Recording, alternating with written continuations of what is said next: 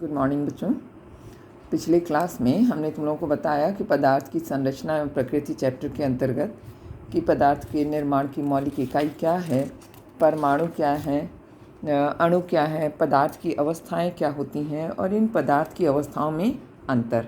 ठीक है, आणविक संरचना के आधार पर उनमें अंतर बताया, ठोस, द्रव और गैस, और वो हमने क्वेश्चन भी दे दिया था आपको लिखने के लिए। ठीक है, अब आगे आज हम लोग देखेंगे तत्व एवं यौगिक क्या है। तत्व किसे कहते हैं? तत्व का मतलब होता है कि जो ऐसे परमाणु या अणु जो कि इसको और अन्य सरल पदार्थों में तोड़ा नहीं जा सकता है, उनको तत्व कहते हैं। तत्व में केवल एक ही परमाणु होते हैं। सपोज करो जैसे ये लोहा है, ठीक है, तो लोहा जो है उसमें जितने भी परमाणु होंगे, जैसे ये इसको मान लेते हैं हम लोहा, तो इसमें जितने भी परमाणु होंगे सब एक समान होंगे, यानी एक तत्व के सभी परमाणु एक समान होते हैं। ठीक है, और ये तत्व का जो निर्माण होता है वह दो या दो से अधिक परमाणुओं से मिलकर के होता है। तो जितने तत्वों की संख्या परमाणुओं की संख्या होती है वह उस तत्व की परमाणुकता कहलाती है। जैसे एक एग्जाम्पल के लिए बताते हैं कि अगर हम हाइड्रोजन को लेते हैं, जैसे यहाँ देखो हमने इसमें लिखा है कि तत्व के एक अणु में उपस्थित परमाणुओं की संख्या को उसकी परमाणुकता कहते हैं। ठीक है, तो हाइड्रोजन के एक अणु में, हाइड्रोजन का जब हम लोग सूत्र लिखते हैं, आणविक सूत्र, तो H2 लिखते हैं, तो हम कहेंगे कि हाइड्रोजन के एक अणु में दो परमाणु हैं। इसका मतलब कि इसकी परमाणुकता कितनी हुई? 2। ठीक है, इसकी परमाणुकता कितनी हो गई? 2। इसी तरह से दूसरा भी देखेंगे हम लोग कि जैसे सपोज़ करो कि यहाँ हम लिखते हैं ऑक्सीजन। ऑक्सीजन का संकेत O होता है, O2। तो इसमें O2 लिखते ही समझ में आ जाता है कि ऑक्सीजन के एक परमाणु का निर्माण इसके दो परमाणु से हुआ है। ठीक है, यानी ऑक्सीजन की परमाणुकता कितनी हुई? 2।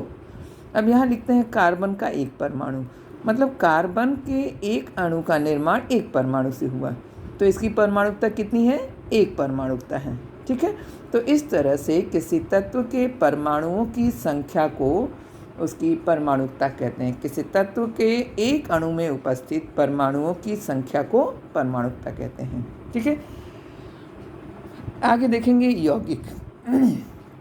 जब दो या दो से अधिक तत्व निश्चित अनुपात में मिल करके किसी यौगिक का निर्माण करते हैं। दो या दो से अधिक तत्व, सपोज़ करो कि यहाँ पर जल का निर्माण के लिए दिया है तो H2 + O2।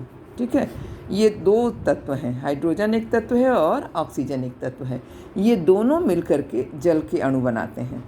ठीक है, तो क्या बना ये? जल का अणु। तो जल के अणु में ये तत्वों का जो परमाणुओं का जो अनुपात होता है वह निश्चित होता है।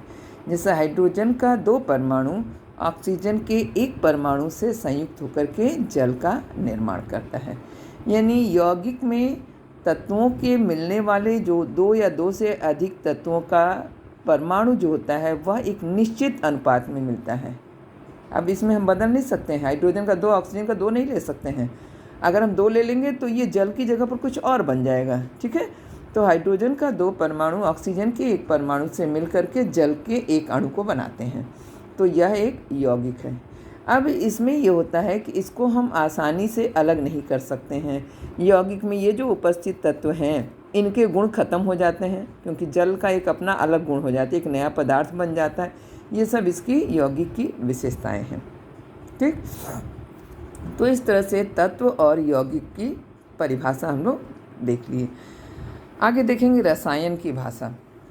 रसायन की भाषा का मतलब होता है किसी भी पदार्थ के बारे में, जैसे हम लोग हिंदी पढ़ते हैं ना, हिंदी पढ़ने में हिंदी की भाषा का प्रयोग करते हैं। गणित पढ़ते हैं तो जोड़ प्लस का चिन्ह देते हैं, ऐसे लिखते हैं ना, प्लस, माइनस, डिवाइड, मल्टीप्लाई, ये सब चिन्ह देते हैं, तो ये गणितीय चिन्ह इसको कहते हैं। त्रिभुज, ऐसे करके त्रिभुज बनाते हैं ना, एंगल बनाते हैं, ट्रेंगल, एंगल, स्क्वायर, इस तरह से माने हम लोग चिन्ह दिखाते रहते हैं। तो उसी तरह से विज्ञान में रसायन की भी अपनी भाषा होती है। जब हम किसी चीज़ का नाम लिखते हैं तो उसको पहले शुरू में जब ये हुआ था, यूनान के लोगों ने जो तत्व मिले थे, तत्व के परमाणु मिले थे, उनको प्रतीक के रूप में दर्शाया था, चिन्ह के रूप में। तो उसमें चिन्ह कैसे दर्शाते थे, जैसे ये एक गोला बना दिए, उसके अंदर एक बिंदु डाल दिए, एक चौकोर बना दिए, उसके अंदर बिंदु डाल दिए। तो ऐसे क्या हुआ, प्रतीक बनाने में मुश्किल होने लगा। तब उन्होंने उनके नाम के पहले अक्षर को उसका प्रतीक मान लिया। जैसे यहाँ देखो, हाइड्रोजन है, हाइड्रोजन का पहला अक्षर H, कार्बन का C, फ्लोरीन का F, नाइट्रोजन का N, जो पहला अक्षर था। ठीक है, तो पहले अक्षर को ही उसका प्रतीक मान लिया। जैसे आपके पापा का नाम अगर है, आपने अपने पापा का नाम सपोज करो कि लिखा SN श्रीवास्तव या SN सिंह, जो भी लिखती हो, तो S से क्या हो गया, कोई भी नाम है, शंकर है चाहे श्याम है, जो भी है, तो उसका पहला लेटर लिख रही हो ना, ये उसका प्रतीक है। ये पूरा नाम तो है नहीं, ये प्रतीक है। उसी तरह से ऑक्सीजन का या हाइड्रोजन का अगर हम पहला अक्षर लिखते हैं तो ये उसका प्रतीक कहलाता है। ठीक है, तो इसका अंग्रेजी नाम है और ये इसका प्रतीक है। कुछ तत्व ऐसे थे जिनके अंग्रेजी नाम के आधार पर उनका नाम न रख करके लैटिन नाम पर रखा गया। लैटिन एक भाषा है, इसके नाम पर रखा गया। जैसे सोडियम, सोडियम का लैटिन नाम है नेट्रियम। ठीक है, तो नेट्रियम का पहला अक्षर, अब अगर हम नेट्रियम में N केवल रखते हैं तो N नाइट्रोजन का भी हो जाता है। तो कुछ ऐसे तत्व थे जिनका नाम अंग्रेजी अक्षर से मिलता जुलता था या उनके पहले अक्षर से मिल जाता था, तो उसके दूसरे लेटर को स्मॉल लेटर में लिखा जाता है। जैसे यहाँ देखो, हाइड्रोजन है ना, ये हाइड्रोजन पहले मिला, उसके बाद हीलियम मिला, तो हीलियम भी H से होता है, लेकिन हीलियम को क्या किए, HE लिखा गया, क्योंकि दोनों ही H से शुरू है ना। ये हाइड्रोजन भी H से शुरू है, हीलियम भी H से शुरू है। तो इसको पढ़ने के लिए सुविधा के दृष्टिकोण से इसका पहला लेटर कैपिटल लेटर लिख करके उसके बाद वाले स्मॉल लेटर को ले लिया गया। ठीक है, तो इस तरह से प्रतीक धीरे धीरे तत्वों के प्रतीक आ गए। प्रतीक का महत्व क्या होता है, किसी तत्व का संकेत निम्नलिखित सूचनाओं को व्यक्त करता है। संकेत या प्रतीक ये बताता है उस तत्व का नाम। सपोज कर जैसे यहाँ H लिखा गया, तो H देखते ही तुम कह सकती हो कि हाइड्रोजन तत्व है, और अगर H केवल लिखा है तो हम कहेंगे कि हाइड्रोजन का एक परमाणु है, यानी उसके परमाणुओं की संख्या का पता चल जाता है।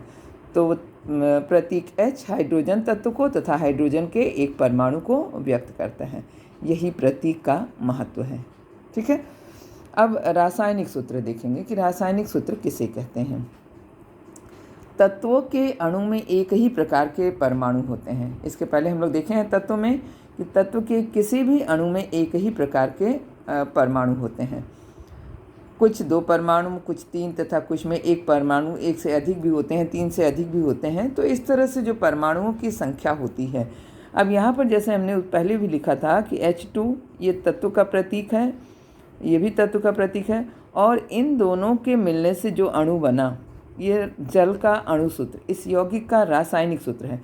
तो जब हम यहाँ पर हाइड्रोजन का अणु लिखते हैं, ये H2 लिखे, मतलब हमने हाइड्रोजन के एक अणु को लिखा है। ठीक है, 2 परमाणु हैं लेकिन इसका एक अणु है। जब इनको, इन प्रतीकों को मिला करके हम एक समूह के रूप में लिख देते हैं तो हम कहते हैं यह रासायनिक सूत्र है। ये यौगिक का रासायनिक सूत्र हो गया और ये तत्व का रासायनिक सूत्र हो गया।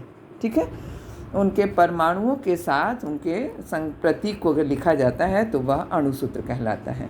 तो हाइड्रोजन का अणुसूत्र H2, ऑक्सीजन का अणुसूत्र O2, जल का अणुसूत्र H2O। ठीक है, तो इस अणुसूत्र को ही रासायनिक सूत्र कहते हैं। अब ये तत्व का अणुसूत्र है, किसी तत्व के अणु को दर्शाने वाले उसके परमाणुीय प्रतीक के समूह को तत्व का अणुसूत्र या संक्षेप में सूत्र कहते हैं। ये जब हम कहेंगे H2 का मतलब हाइड्रोजन का एक अणु है। हाइड्रोजन के 2 परमाणु से एक अणु का निर्माण होता है। तो परमाणुीय प्रतीक यानी परमाणुओं की संख्या के आधार पर जो प्रतीक दर्शाया जाता है वह उस तत्व का अणुसूत्र कहलाता है। ठीक है, अब इसी में जैसे यहाँ पे एग्जाम्पल दिया हुआ है आपकी बुक में भी, oxygen, nitrogen, chlorine, bromine, iodine, ये सब क्या हैं, इनके अणु हैं, इस तत्व के अणु हैं। ऑक्सीजन तत्व का अणु, ऑक्सीजन का एक अणु, नाइट्रोजन का एक अणु, क्लोरीन का एक अणु, ब्रोमीन का, इस तरह से इनमें तत्व के परमाणुओं के संख्या के आधार पर। अब यौगिक का रासायनिक सूत्र क्या होता है या यौगिक का अणुसूत्र क्या होता है। अभी इसके पहले बताया कि जब जल का एक अणु हाइड्रोजन के 2 परमाणु और ऑक्सीजन के 1 परमाणु से मिलकर के बनता है, तो जल का अणुसूत्र H2O हो जाता है। ठीक है, तो यह यौगिक का अणुसूत्र कहलाता है। जब 2 या 2 से अधिक तत्व मिल करके किसी यौगिक का निर्माण करते हैं तो उसको जो रासायनिक प्रतीक के परमाणुओं के समूह के रूप में लिखा जाता है उसे कहते हैं अणुसूत्र। इस यौगिक का अणुसूत्र परमाणुीय प्रतीकों का वह समूह जो यह दर्शाता है कि किसी यौगिक के एक अणु में किस किस तत्व के कितने परमाणु उपस्थित हैं। अब देखो यहाँ जैसे एग्जाम्पल दिया हुआ है ये नाम आपको याद करना है। ठीक है, सोडियम क्लोराइड, नमक जो घर में तुम लोग यूज़ करती हो ना, वही सोडियम क्लोराइड NaCl इसका सूत्र होता है। और इसमें Na को ये दोनों एक साथ हैं, Na नेट्रियम है ना और Cl क्लोराइड तो इसमें 2 तत्व हैं, सोडियम और क्लोरीन, Na और Cl। इसकी परमाणु की संख्या कितनी? परमाणुओं की संख्या हमेशा ध्यान रखना यहाँ नीचे लिखी जाती है। ठीक है, और अणुओं की संख्या इधर बगल में होती है। तो Na की संख्या कितनी है? 1 और क्लोरीन की संख्या कितनी है? 1। ये यहाँ पर परमाणुओं की संख्या दोनों की दी गई है। ठीक है, इसी तरह से कार्बन डाइऑक्साइड, इसका अणुसूत्र होता है CO2। कार्बन और ऑक्सीजन, कार्बन के कितने परमाणु हैं? यहाँ अलग अलग लिख दिए, कार्बन इनका संकेत लिख दिए। कार्बन के कितने परमाणु हैं? 1, ऑक्सीजन के 2, इसको यहाँ पर लिख दिया गया। तो इस तरह से किसी यौगिक से किन किन बातों का पता चलता है? तो यौगिक का अणुसूत्र दर्शाता है उस यौगिक का एक अणु, यानी यहाँ जो संख्या लिखे हैं, और तत्व जिनसे वह यौगिक बनता है, इन तत्वों का नाम, उनका संकेत और उसमें उपस्थित परमाणुओं की संख्या। ठीक है, तो इतना हम लोग जब तत्वों के अणुसूत्र, यौगिक के अणुसूत्र के आधार पर देखेंगे। इसके बाद अगली क्लास में हम देखेंगे आम्ल, क्षार और लवण क्या है। ठीक है, इससे रिलेटेड हम कुछ क्वेश्चन दे रहे हैं जो तुम लोग अपनी फेयर कॉपी में कंप्लीट करोगे। ठीक है, उसको देख करके लिखोगे।